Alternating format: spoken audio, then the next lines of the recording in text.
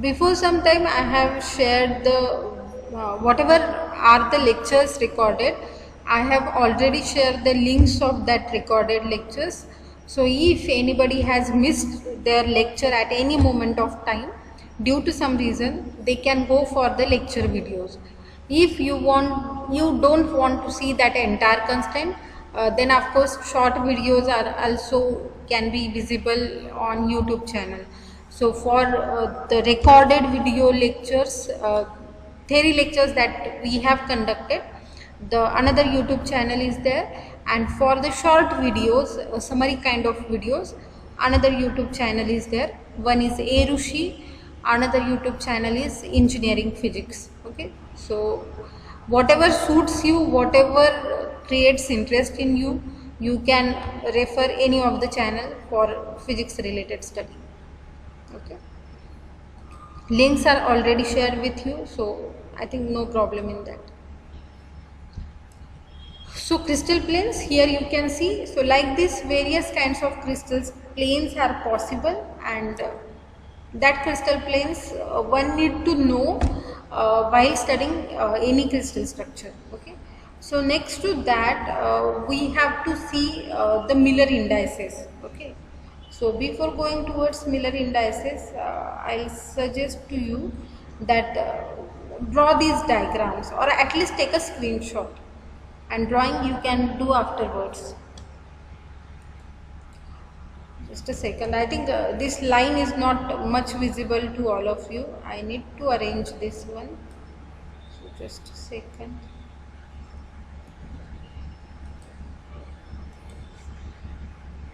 Just a second.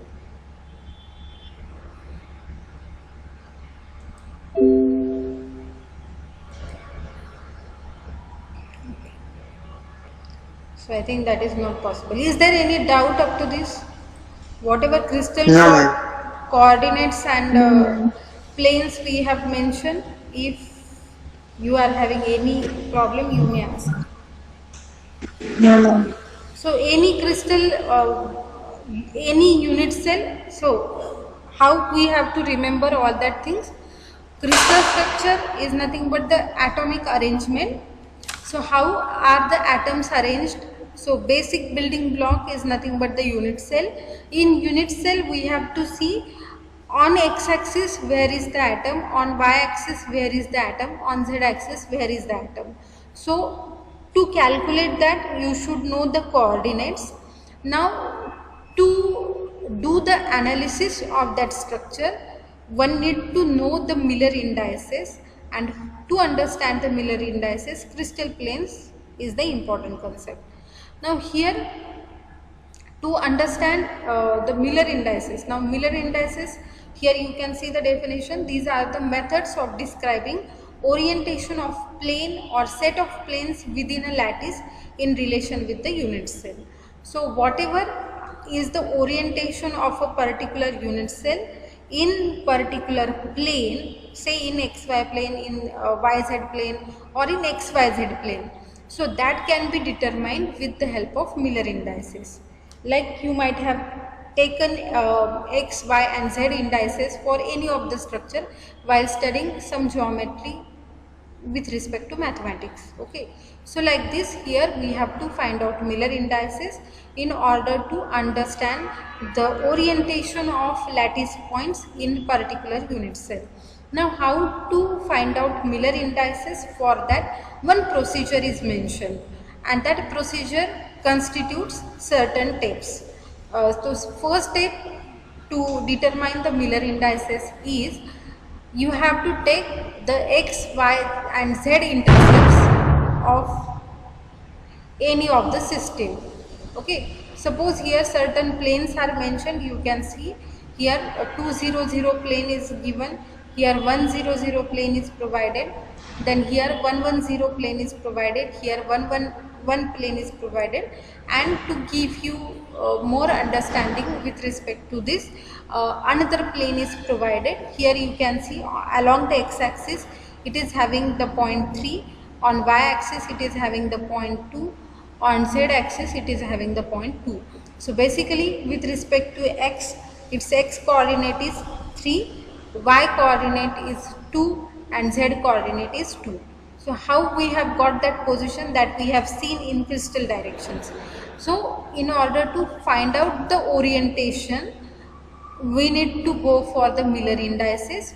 Miller indices, the first step is, with respect to any of the crystal plane, you have to see what are the intercepts. What are the x-intercepts, y-intercepts and z-intercepts. So by looking into this figure, what we know, get to know that on x-axis 3 is the intercept, on y-axis 2 is the intercept, on z-axis 2 is the intercept. So according to that, we have taken the intercepts as 3, 2, 2. Okay. So if it is asked to calculate the Miller indices, first you need to mention what are the indices. That will be the first step. In next step, you have to take the reciprocal of these intercepts. So here you can see reciprocal of 3 is taken, that will be 1 by 3. Reciprocal of 2 is taken, that is nothing but 1 by 2. And again you can see reciprocal of 2 is given over here.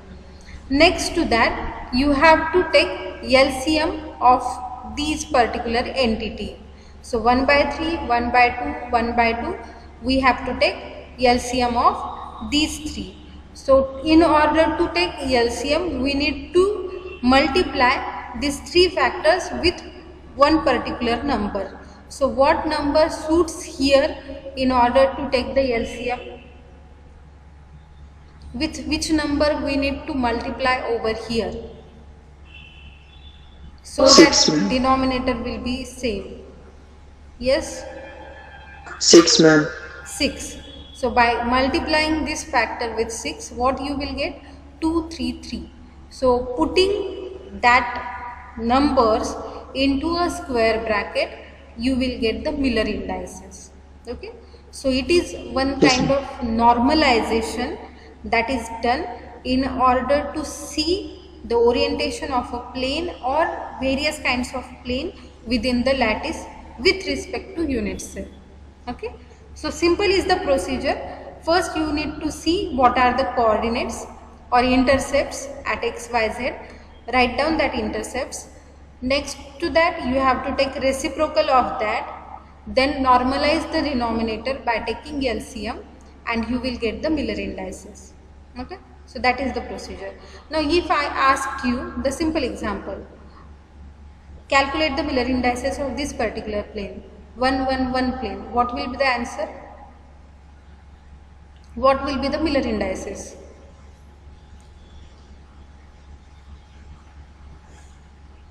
Yes.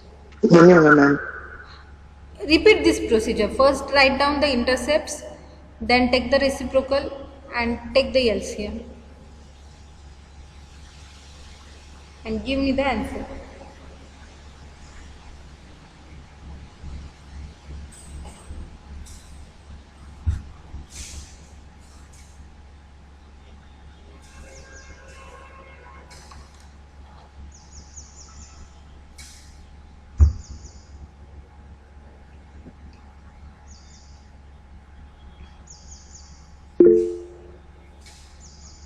Yes.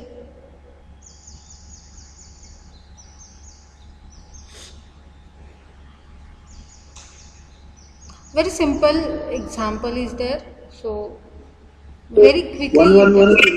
of course, here you will get 1, 1, 1 Miller indices. Okay. So from the intercepts, you can get x, y, z indices. So that is the procedure, a normalization procedure done for various kinds of crystal planes. Okay. Now next to this, we are going to talk about certain parameters of some structures. That structures are simple cubic structure, body centered cubic structure and face centered cubic structure. So of course I know that this portion you people have already seen in your 12th. So who will give me the difference in between these three structures? How is the simple cubic structure, how is the body centered cubic structure and how is the face centered cubic structure? Yes. Ma'am, a body centered has all one atoms at the edges of the cube and one at the center of the cube. Okay. Then simple cubic. Simple cubic has only on the edges and not anywhere else. Okay, good. And face centered cubic. And face Having each atom at the center of the face. Yes, at the center of the face and edges. Edges and at the center of the Faces. face. Yes, that is true. Now, to give you only 1 minute is there. Would you like to take a break right now? As we are going to have the same lecture, what I think 5 minutes break will be more than enough now. So you may take 5 minutes break. No need to leave the meeting. Of course, I will be there in the meeting. So if you want to have some water and other things, you may go, and we will join within 5 minutes. Is that okay for you? Or 10 minutes or 15 minutes break is required? 10, ma'am. Okay. So have the 10 minutes break, and then we will again start the discussion. No need to leave the meeting, but of course after 10 minutes Okay, ma'am. join Thank you. the Okay, ma'am. lecture. Okay, I'll be here. If anybody wants to discuss anything, of course I'm here, no problem. Meanwhile, I'm going to consider your attendance.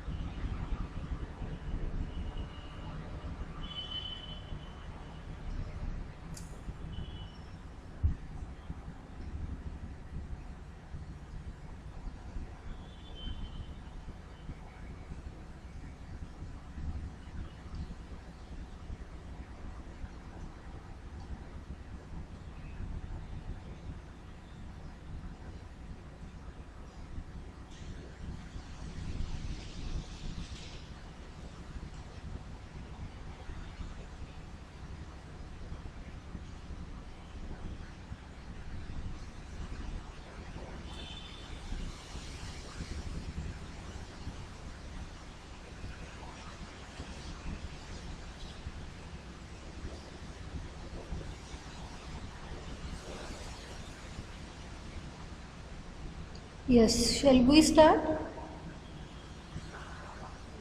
Okay, ma'am. Yes, ma'am. Okay, how many of you have joined? Put yes in the chat box.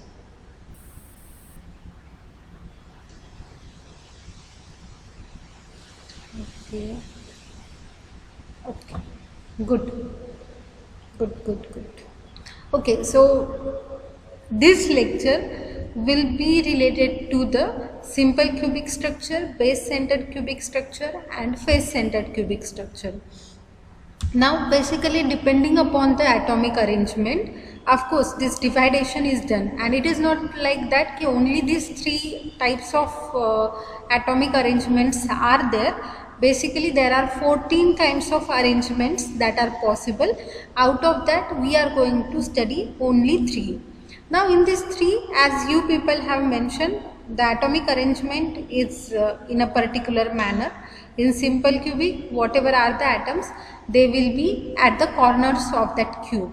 In case of, as we are saying, it is a cubic structure. Okay.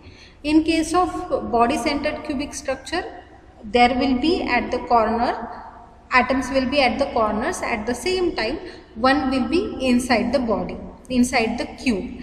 And in face centered cubic, along with the corners, on all faces there will be the atoms.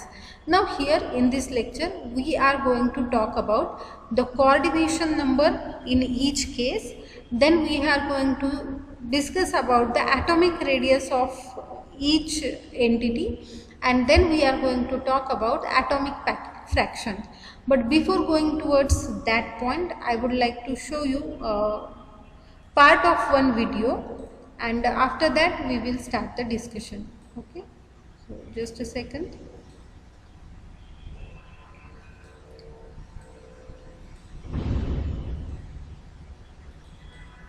This video is related to the possibilities of atomic arrangement. That is nothing but the Bravais lattices. Out of that, as I said, we are going to talk about only three.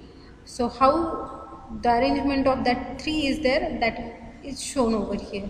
Okay. So is the screen visible to all of you? Yes, ma'am. Okay. Yes, ma'am. So first there will be simple cubic structure. So you can see how is the structure. Atoms will be there at the corners, and of course we are saying that it is a three-dimensional entity. So this is a simple single cube. Of course, on this side there will be one particular cube, say on z axis. On z side there will be one cube, on y side there will be cube, on x side there will be another cube. So this particular cube is surrounded by various kinds of similar structures. Okay, so you have to understand that thing also, because this structure is in the three-dimensional space. Now here, with respect to that, you can see that whatever atoms are present at the corners, as they are shared by various kinds of unit cell, a particular portion with respect to this cell is shown over here. Here it is not shown that entire atom is present at this particular corner or this corner or this or this. What it is shown? It is shown that particular portion of the atom, that atom is associated with this particular cell. Of course, this entire atom is again occupied by the unit cell which is above this one, which is side to this one, and which is next to this one. Okay, so that's why I was interested to show this video to you people, to give you the idea how atoms are arranged.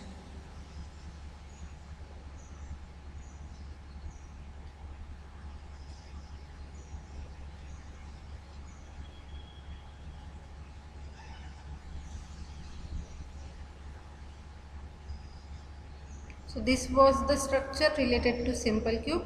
There is no audio, so don't get bothered for that. This is a base centered cubic structure. You can see along with the corners, one atom is seen inside the body. Okay, and this is not shared with any of the other unit cell. So this atom is only related to this particular cell.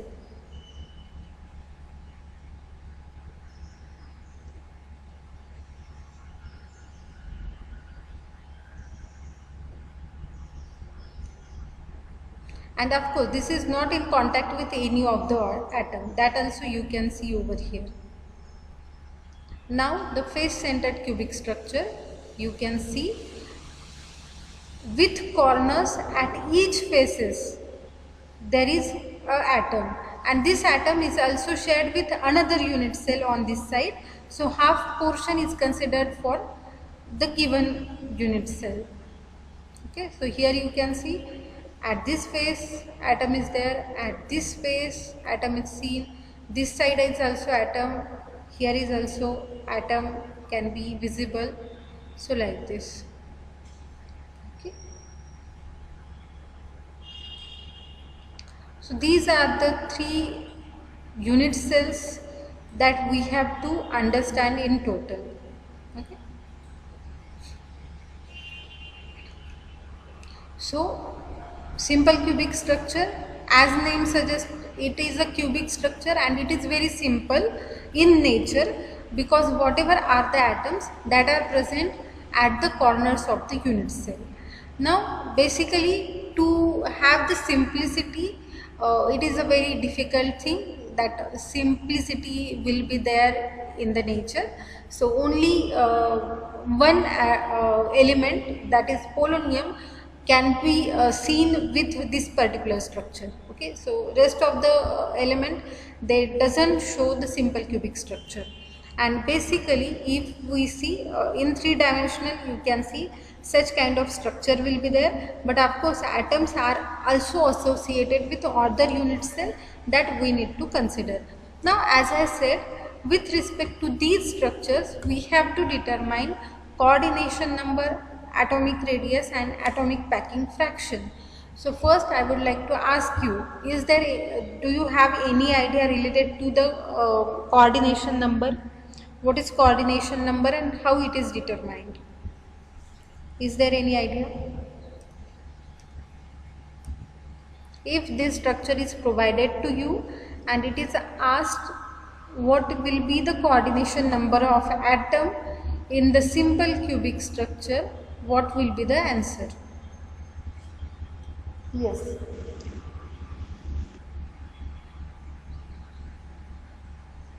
It is in coordination compound something it is calculated. Number of Ma'am, it is mainly Yes. Ladies first. Okay. ma'am, it is the number of atom occupied in a cubic structure. Number of atoms occupied in the cubic structure. No? Okay. One girl was to Ma'am, say number of something. Ma'am, corners, number of atoms. Ma'am, central atom in a molecule. Number of atoms. Okay. Ma'am, This- actually the number of atoms surrounded by one molecule. Yes, that is true. Coordination number, the simple correlation you can do with the word coordinate or coordination. Okay, so coordination means what? Association with someone or something. Okay, so here if we consider a single atom, say here this particular atom, if we consider, then with how many number of atoms it is having coordination, it is having a physical contact, or we can say simply a contact is present, so that will be the coordination number. So if it is having say contact with 3 atoms, then the coordination number will be 3. If it is having contact with 4 atoms, then coordination number will be 4. Just a second.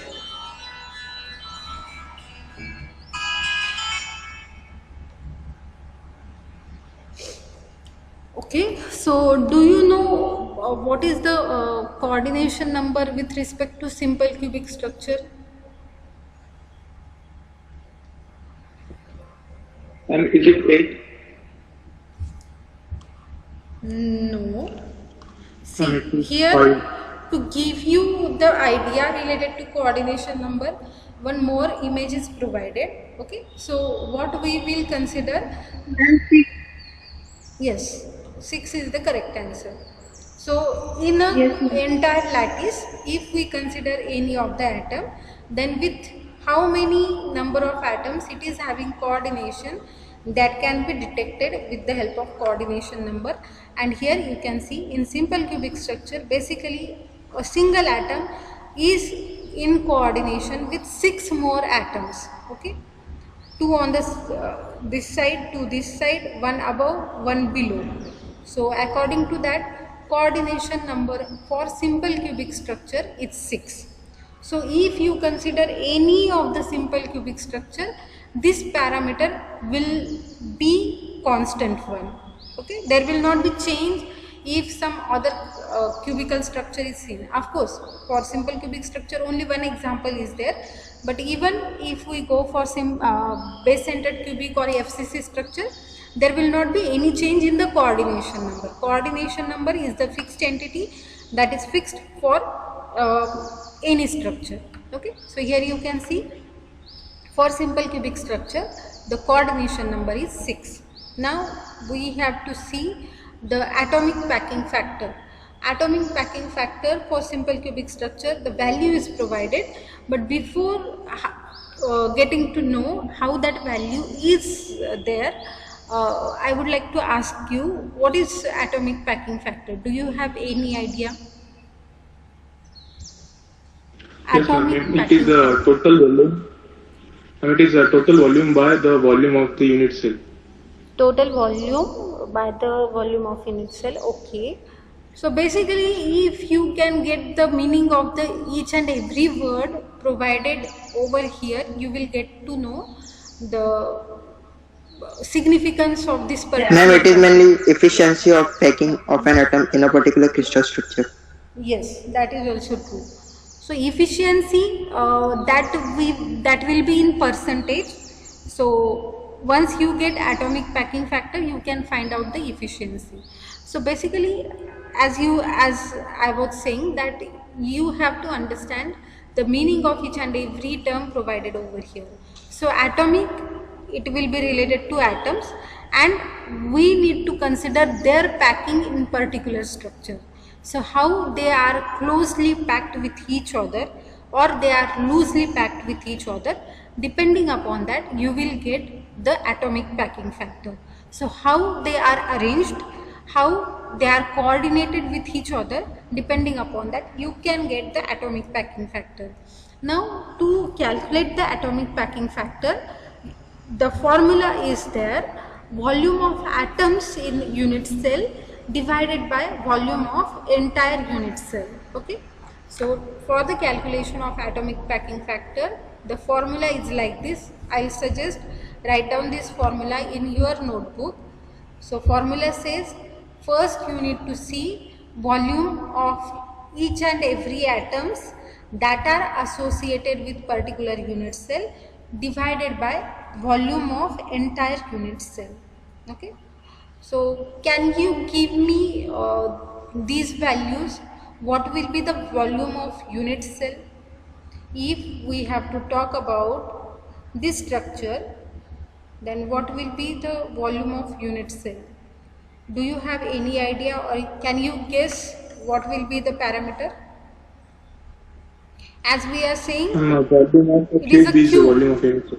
So what will be the volume of a cube? Its age cube Yes, of the age. yes, that is absolutely correct. We need to see what is the age of this particular cube. Okay, so if age is known, you can calculate the volume of unit cell. Okay, so this is the formula, and here we have to consider that these are the hard spheres. Okay, atoms are nothing but the hard spheres, and according to that you can apply the volume related formula which is there for the spheres. Okay, so that we are going to do. So here you can see the simple cubic structure, and here the actual structure is taken with respect to a single unit cell. Here you can see if we talk about term, then of course as it is a hard sphere, it will have some radius and some diameter.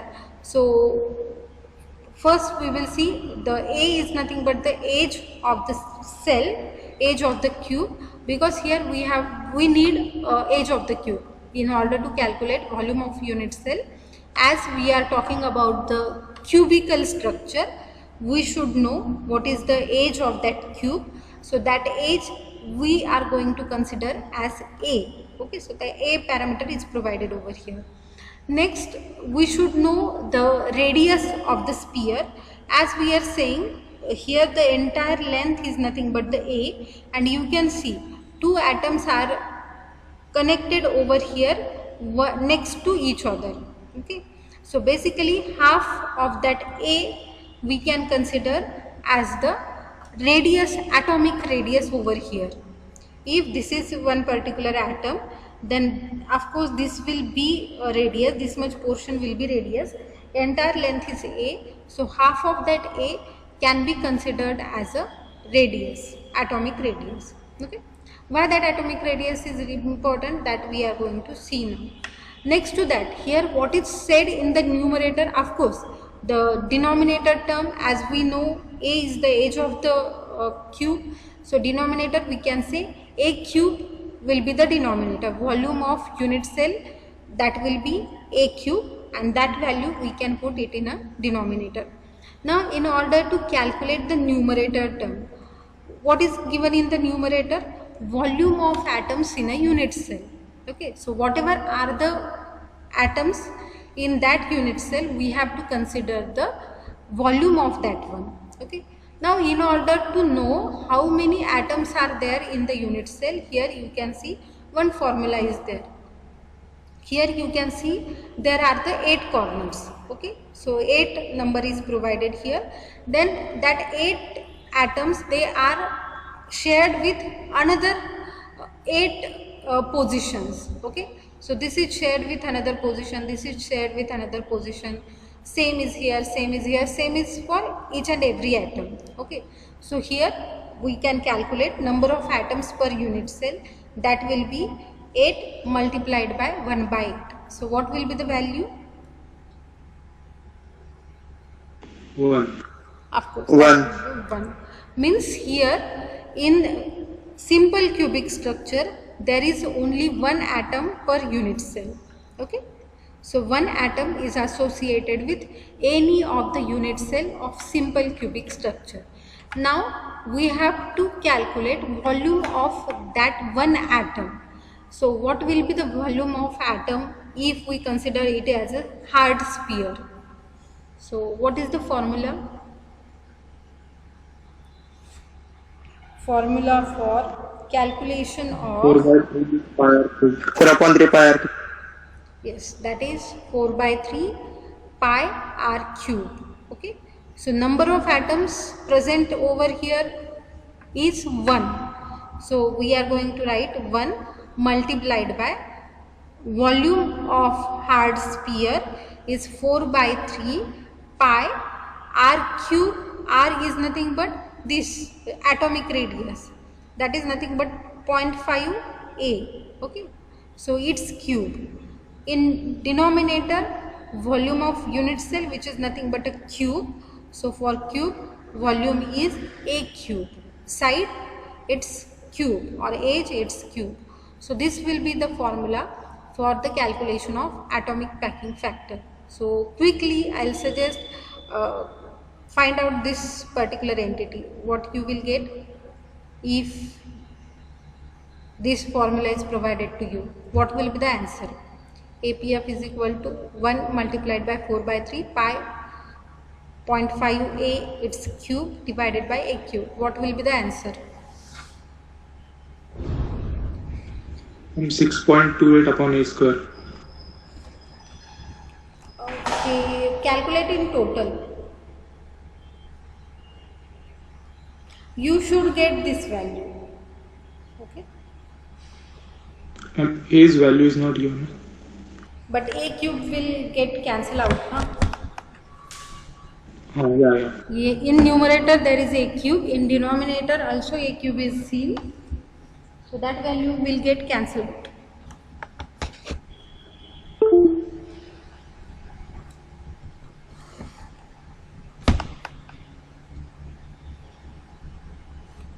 Yes, if you get this value, then let me know. If some different value is seen, then that also let me know.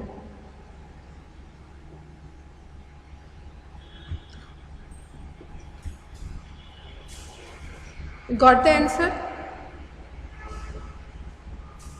Yes, ma'am, got it. Okay, so that will be atomic packing factor. So in order to calculate packing factor efficiency, you need to take percentage of this particular thing, or you can simply say atomic packing factor efficiency or packing efficiency for simple cubic structure is 52%. Okay. Now if we are saying that packing efficiency of simple cubic structure is 52%, means 52% of the space in that unit cell is occupied by the atoms. Okay, and whatever is the rest space, that is a vacant one, or we can say that is a void space which is present in that structure. Okay, so only 52% of the space of simple cubic structure is occupied by the atoms present in that cell. So that is the idea behind the packing factor of simple cubic structure. Now same things we are going to repeat for face centered cubic structure and body centered cubic structure. Okay, so with respect to face centered cubic structure, what are the examples? Examples can be seen on the screen. You can see AL, CU, AU, PB, NI, PT, AG. All these are the materials which shows such kind of structures, face centered cubic structure. Now the question that I want to ask at this moment, we have seen the simple cubic structure. So what kind of unit cell is seen for the simple cubic structure? We have seen unit cell are divided into certain types. So what kind of unit cell is seen for simple cubic structure, and what will be the type of unit cell for face centered cubic structure? Yes.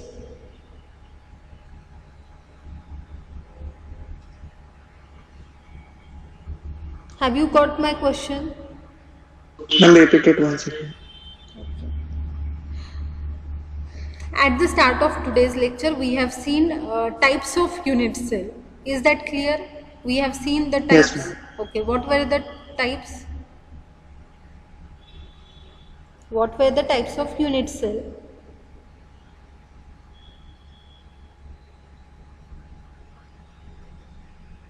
Simple cubic face centered in hexagonal.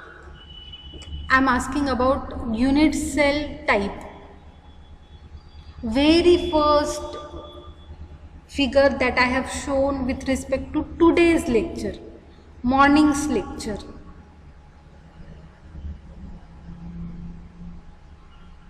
Ma'am, crystalline, amorphous. Primitive. Yes, primitive and not primitive. Okay. So Yes, with respect to unit cell, two types we have seen. One is primitive unit cell, one is non-primitive unit cell. Okay. So now you people know the difference in between face centered cubic structure, cubic structure. So if a simple cubic structure is there, then this structure possesses which kind of unit cell?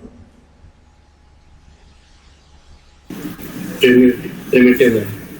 Primitive, yes, of course, because atoms are present only at the corners. But now if we talk about face centered cubic structure, which kind of unit cell is seen over here? Non-primitive. Non-primitive. Okay, that was the question. Because here along with the corners, at the center also you can see some atoms. Okay, so this belongs to non-primitive unit cell type. Okay, so here you can see atoms are along the corners, at the corners or along the faces, both are present. So number of atoms are identical in this particular case. Face centered atoms are shaded differently only for ease of view. Okay, so here basically the atoms present in this particular cell all are similar. Just to give you idea how atoms are present at the faces, the color, different color is shown over here. Examples are provided here. So this is the case. Already you people have seen such kind of video of such kind of images. So this particular atom, whatever atoms are there at the corners, of course they are shared with some more positions. So only say 1/4 of the atom is associated with this particular cell and rest of the part is associated with different kinds of cell. If we talk about the face centered atoms, then half portion of that face centered atom is associated with this cell, half portion will be associated with the cell which will be in front to this. Okay, so same will be for this atom. Half portion will be associated with the given cell and half will be associated with the cell which is next to this. Same for this, half portion of this face centered atom is associated with the given cell and half will be associated with the upper cell which is not given over here. Okay, so that's why half circle is shown for this structure and here 1/4 of the structure is shown over here, because here there will be 3 combination. Its 1/4 portion will be associated with the cell which is above to this, then which is next to this, which is this side to this. Okay, so just a second, lecture आहे नंतर करते.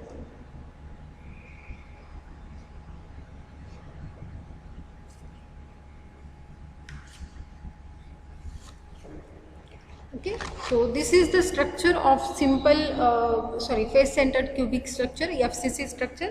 Now can you give me the number of coordination or coordination number of the structure? What will be the coordination number of the structure, or do you have any idea? Ma'am, 8. Ma'am, 12. Yes, 12 is Ma'am, the 12. yes. 12, ma'am. So coordination number of face centered face cubic structure is basically 12. Okay, so each atom is associated with 12 more atoms. If we have to calculate number of atoms present in the cell, like we have done here, number of atoms which are present in this particular cell, what formula we have selected? 8 atoms at the corners multiplied by 8 positions that they have secured. Okay, so same we have to do over here. So coordination number we have seen, it is 12. So how many atoms will be over here? 8 atoms at the corners multiplied by 1/8. This is for the corner atoms, and then for the face related atoms, as half of the atom is associated with this, we have taken the half parameter over here, and then 6 faces are present over here. With respect to this cell, you can see 6 faces are there. This one, bottom one, and 4 side. Okay, so 6 face multiplied by 1/2 plus corner atoms multiplied by 1/8. So what will be the answer? So 4 atoms will be there with respect to this cell, or we can say with respect to face centered cubic structure, 4 atoms are associated with any of the cell. Okay, so that is the answer. 4 atoms per unit cell are visible over here.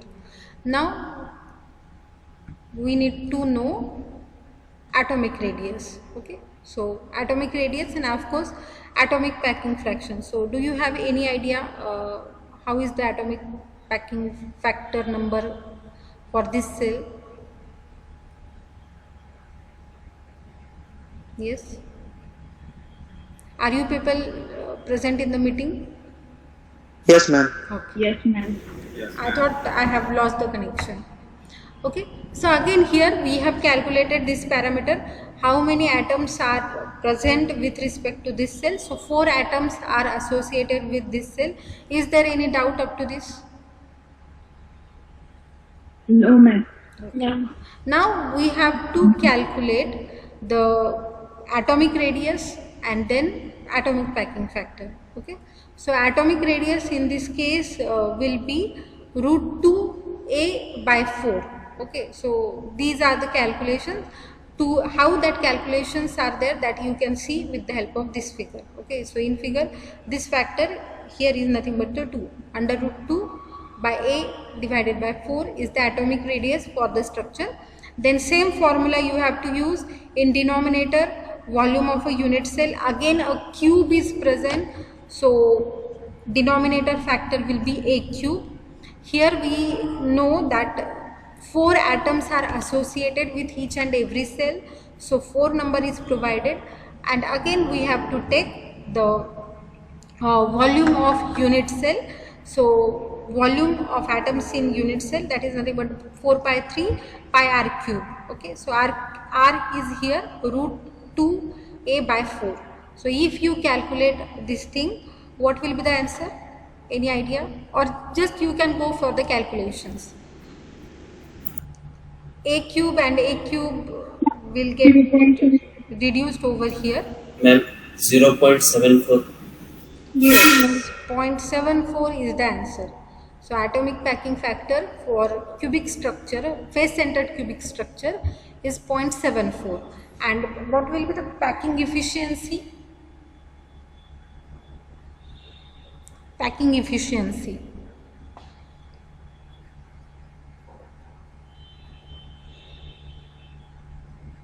To calculate the efficiency, just you have to take the percentage. So if here you can see the factor is 0.74, then its percentage 74%. So 74% will be the packing efficiency. It means 74% of the space of this cell is occupied by the atoms. So how much is the void space? If 74% space of the structure, 26, ma'am. 26%. Yes, ma'am. so you can now imagine in case of simple cubic structure, what we have seen, only 52% space is occupied by the atoms. Okay, here we are saying 74% of the space is occupied by the atoms, means here white spaces are very small. Okay, and that's why all atoms are closely packed with each other in case of FCC structure. Okay, so this is the main motto to have that calculations. Now base centered cubic structure. So the examples can be seen over here: CrW, Fe, tantalum, then molybdenum. So these are the materials which shows the body centered cubic structure. So how is the structure? You can see the atoms are present at the corners. At the same time, one atom is seen inside the unit cell. Okay. So this is the case. Of course, no sharing is done with respect to this centered atom. Only the corner atoms, they are shared with another unit cells. So here, how many atoms will be there with respect to this cell? Like earlier we have calculated. So what will be the number? 2 atoms. 2 atoms. Because with respect to corner, we will consider 1, and the one atom which is at the center, which is unshared. So 1 plus 1 will give you number 2. So here there will be 2 atoms per unit cell. Coordination number? It will be 8. It is 8. Simply you can consider the centered atom. Okay. So this centered atom is connected with this 8 corner atoms. Okay. So any of the atom, as it is associated with 8 more atoms, we can say coordination number is 8. Okay. I hope you people have noted down all these things.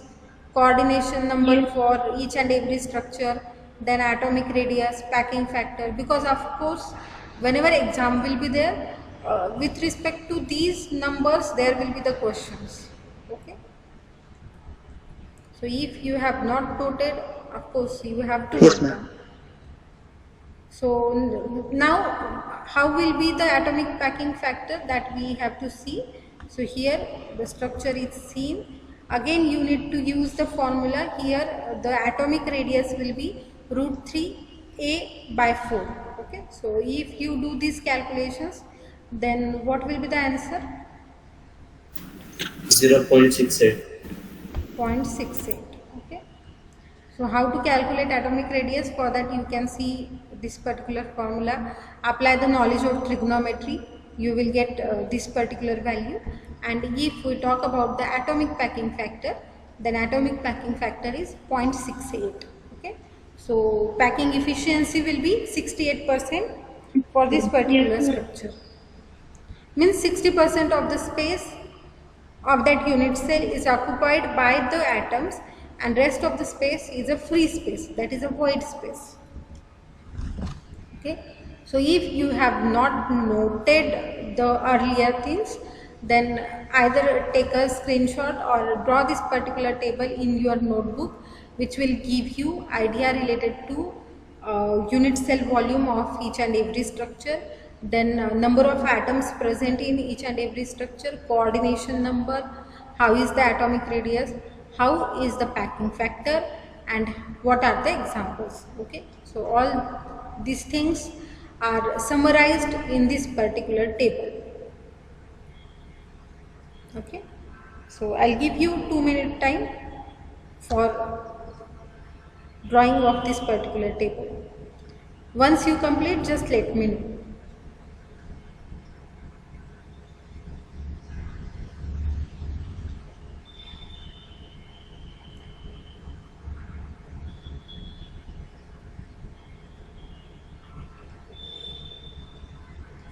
And if you are having any doubt with respect to these contents, just ask me.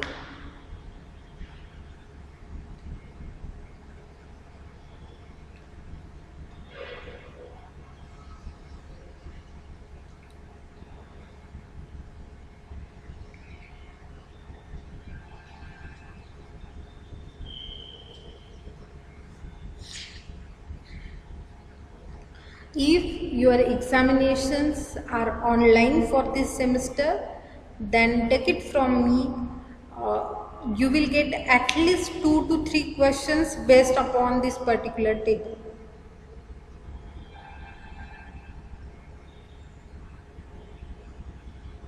Now it totally depends how many questions will be there for unit number 3. So related to crystal structure, whatever are the questions, of course that will be related to this table.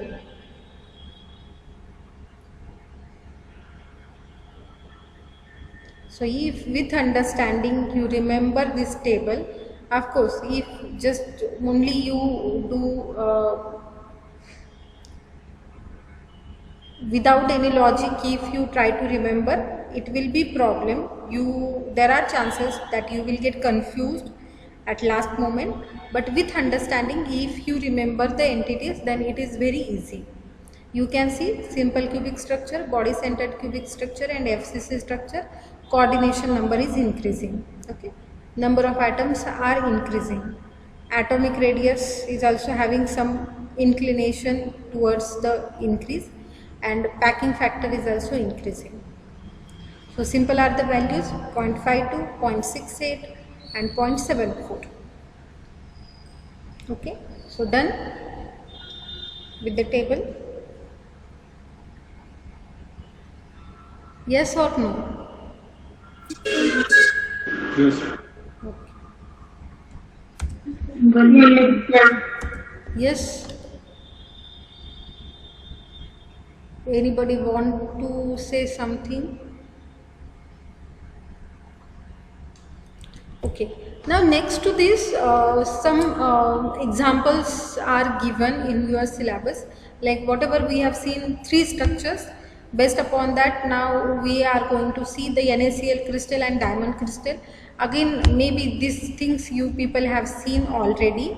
So here you can see the structure of NaCl, where Na atoms are denoted with the help of red colored blocks, and Cl atoms you can see with the help of green colored blocks.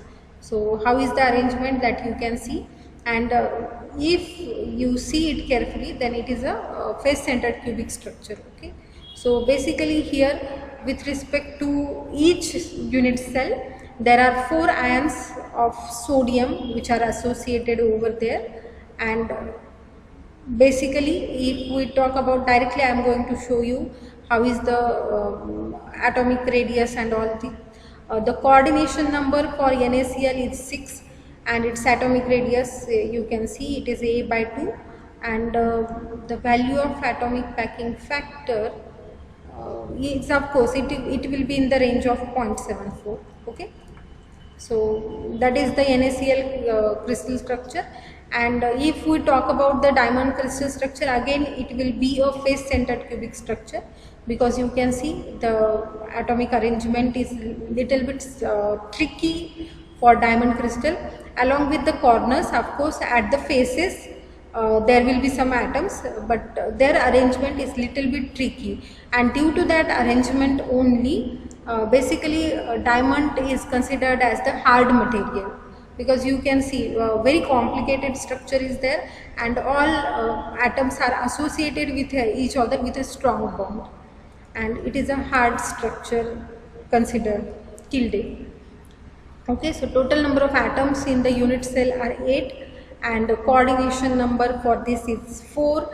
You can see the packing efficiency or packing factor for this structure is 0.34, and packing density or packing efficiency is 34%. So even though packing efficiency is 34, or you can say as 34% is the packing efficiency, means in the entire volume only 34% of the space is occupied by the atoms. Of course, rest of the space will be a vacant area. Even though a loose packing structure is seen over here, or high amount of white spaces are seen for the diamond structure is considered as the hardest structure, or it is the hardest material in the nature. Okay, the reason is that their atomic arrangement, even though void spaces are huge, the atoms are connected or coordinated with each other with some strong bond, and that gives them the strength that can be seen. Okay, so this is the syllabus with respect to crystal structure. Do you have any doubt up to this? Yes, any doubt with respect to the things that we have discussed till this time? No, ma'am. Okay. So if no doubts are there, then what we have seen in case of crystals, there will be some unit cell, either primitive unit cell or non-primitive unit cell. You people have mentioned that in simple cubic structure, atoms are at the corners. In FCC, some atoms are at the faces, or in BCC, one atom is situated at the center. But now my question is whatever things we have discussed, are that visible to us? Can you see No, any ma'am. of the atomic structure by your naked eye? No, ma'am. Of course not. Then how you will get to know that how are the structures? If some material is in front of you, then how you can say that it is a FCC structure or BCC structure, or say simple cubic structure? So to get the answer, you need to do the analysis with the help of some kinds of tools. You need to apply several tools for such kind of analysis. Because why that analysis or why that study is important? Whatever are the properties of material that are dependent upon the crystal structure of the material or atomic structure of the material. For example, suppose in your class, say Akib is a highly sincere student. Okay, and I want to have some important job to be done by all of you, and I give this responsibility to Akib, that Akib kindly see, suppose like last week we have done the form filling related to NASCOM. Okay, so suppose if I give this particular task to Akib, that Akib, do your registration, see how is the registration, and explain all that things to rest of the students. Okay, as I know the Akib is highly sincere student, so I can rely on him and he is going to do that particular job. But suppose if there is a XYZ student who is not serious at all, who never attends the lecture, who never pays attention to the instructions provided by the teachers, and if I allot such kind of task to that students, how many are the chances that he will do that thing and he will give or he will provide the help to other students? Of course, chances will be very less, because that student is not that much sincere. Okay, so while having any of the application, you should know what are the characteristics of that material. Like to allot you any of the job, I should know what are the characteristics of you people. Suppose you are the first year students and I give you some task which can be given to research scholars. Okay, so that will not be the appropriate thing to do. So to give you some task, I should know what are the characteristics of you people, what is the knowledge that you are having right now, and depending upon that only I can allot you the task. So similar things can be done when you handle such various kinds of materials. In material science, basically, if you want to have any of the application through that material, you should know the characteristics of that material. Now, characteristics of the material are dependent upon the atomic arrangement, and to know the atomic arrangement, basically we need to go for some kind of analysis, and to perform that analysis, X-rays are important. Okay, and that's why in the crystal structure unit only we do the study of X-rays. Now the question is, of course in 12th you people have seen how are the X-rays, what are the properties of X-rays. So the question is, who is the person who has invented the X-rays, and what are the X-rays? What is the name of the person who has invented the X-rays? Very famous person who has got the Nobel Prize for this particular discovery. Roentgen. Yes. William Roentgen. Yes, William Roentgen. And here you can see the device or experimental apparatus that Roentgen has used when he has invented the X-rays. Okay, and if you know the history related to this, then of course you might be knowing that it is an accidental discovery. Basically, Roentgen was performing another experiment. He got some amount of impressions on the photographic plate which are not required in his experiment, but as he has seen the expressions, he has done the analysis. Based upon that analysis, he came to know that when electrons interact with any kinds of material, certain amount of X-rays get emitted through the material. As that rays are unknown to the world, he has termed them as X-rays. Okay, so and that's why even though right now we are having the same terminology, X-rays, at that time they were unknown to entire human race. Okay, so William Roentgen in 1895 discovered the X-rays and he came to know that they are having certain properties, like they can travel in a straight lines, they can be absorbed by various kinds of matter, so absorption is possible with respect to X-rays. Then whenever they expose upon the photographic plate, they shows their impression on it, so they darken the photographic plates upon interaction. Then they make shadows of the absorbing material on photographic or photosensitive paper. And for his discovery related to X-rays, William Röntgen was awarded with the Nobel Prize in 1901. Okay, so this is the basic information that is there for the X-rays that we require. Okay, so basically X-rays, as we have seen in case of light, light is having dual nature. So X-rays, it is also the part of study that how is the nature of X-rays. Of course, particle plus wave nature, that debate was there, and the solution is provided by the quantum mechanics. Okay, so basically, of course, wave related properties also visible with respect to X-rays, and that are having impact in our study. Okay, so this is the preliminary information related to X-ray. Now, before going towards the next slide, I would like to ask you, what are the areas where X-rays can be used, or what are the applications of X-rays basically? What do you think? What are the areas where X-rays are used? Ma'am, in medical field. In medical field, of course, X-rays can be drawn. When And in scientific experiment. in scientific experiment, of course, in medical field, where basically you go for the X-ray analysis. Whenever there is bone fracture or something else, it is used to identify specific region where it get damaged. Yes, because as we have seen that they can penetrate through some kinds of matter. They basically penetrate through our muscles or cells.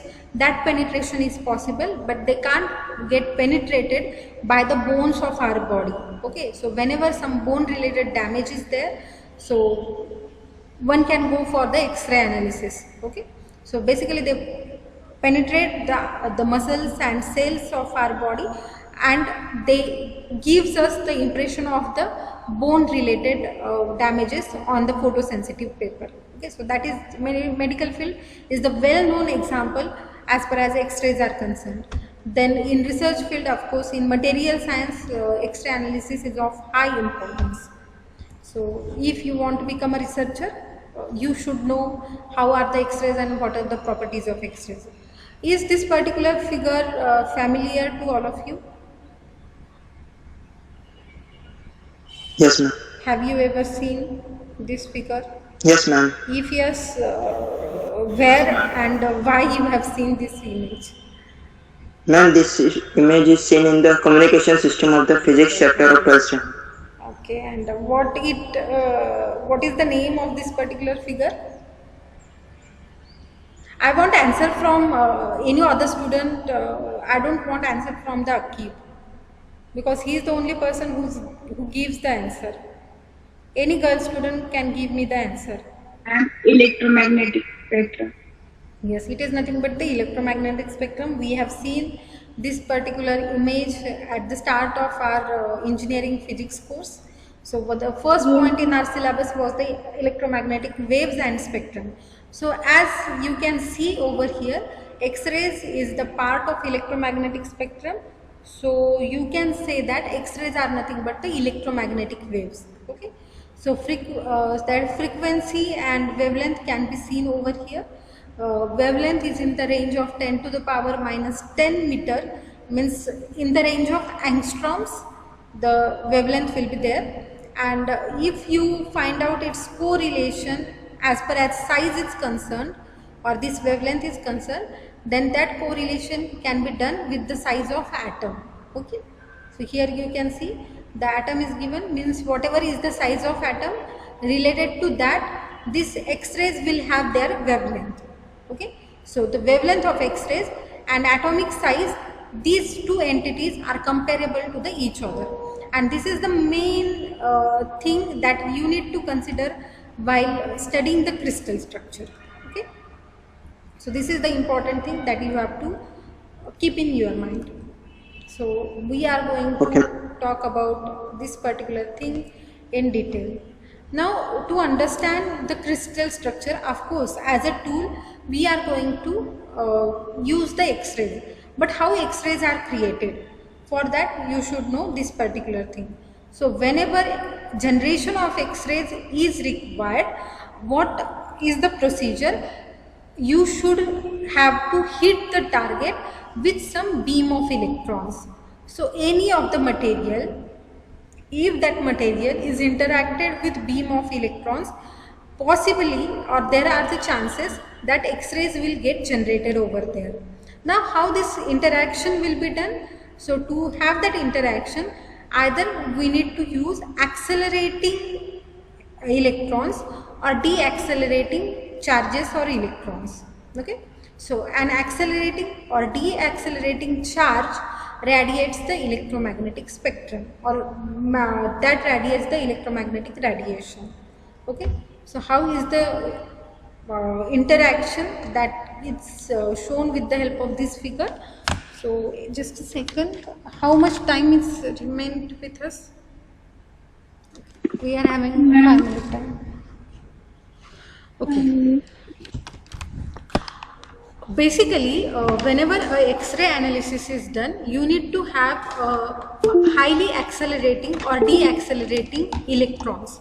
So to have the highly accelerating or deaccelerating electrons, you need to use some electronic gun or electronic system, which will give you the beam of electrons. Okay, so the beam of electrons from which is having a highly acceleration or deacceleration, when that will interact with any of the specimen, there are certain chances.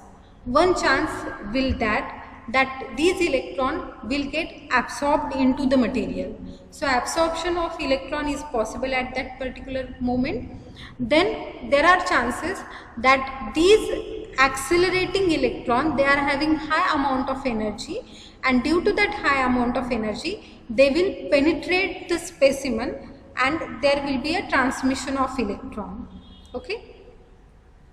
Next to that, there are some chances that, or there are some chances where you will get the X-rays generation or production of X-rays will be possible when electron will incident on the specimen. How that comes into reality, that we are going to see. But at this moment, just keep in mind, whenever an electron interacts with any of the specimen, these kinds of activities will get generated over there. Now it depends that whatever are the activities, when you will get X-rays, or when you will get the absorption, or when you will get the transmission, or when there will be backscattered electron, or when there will be a secondary electron, that is dependent upon the energy of this electronic beam. And that's why the energy should be in a controlled manner, and that's why very high-end instruments are used for such kind of analysis. I'm going to show you one instrument which will give you the study of X-ray analysis.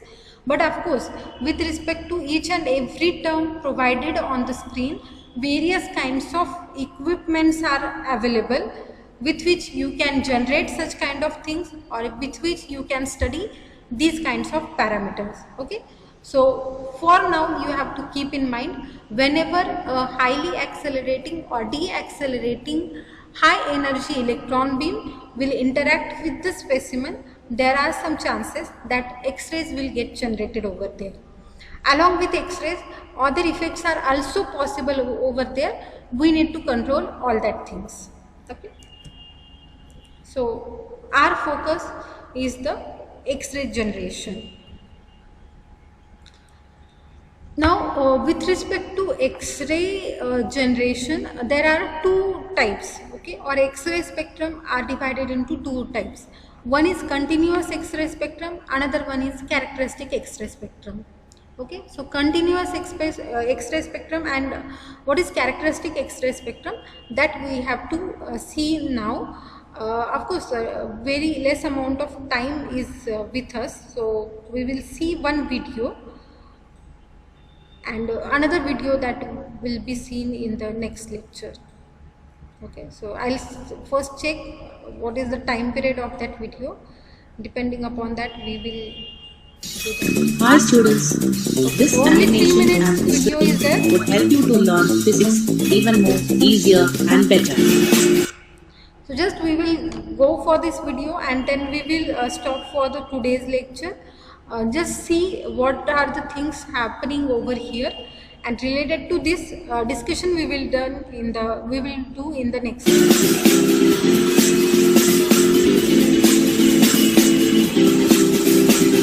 So please do watch it and enjoy learning physics.